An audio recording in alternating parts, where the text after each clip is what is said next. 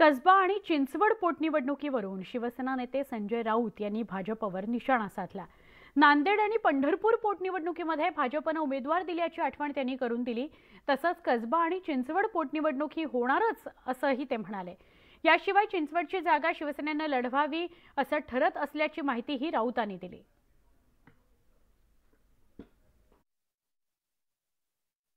बरोबर आहे, त्यांचं परंपरा आहे।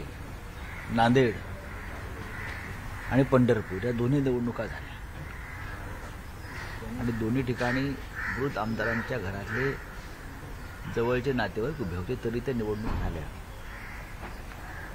अंधेरीची पोटनिवडणूक अपवाद होता, ती मुंबईत निवडणूक होती आणि भारतीय जनता पक्षाला जिंकण्याची अजिबात संधी नव्हती। कालच्या बैठकीमध्ये अशा प्रकारचा सूर आहे। निवडणूक लढायला हरकत नाही, कारण जरी आम्ही निवडणुकीतून दूर राहिलो तरीही ती निवडणूक होणारच आहे। पण निवडणूक लढली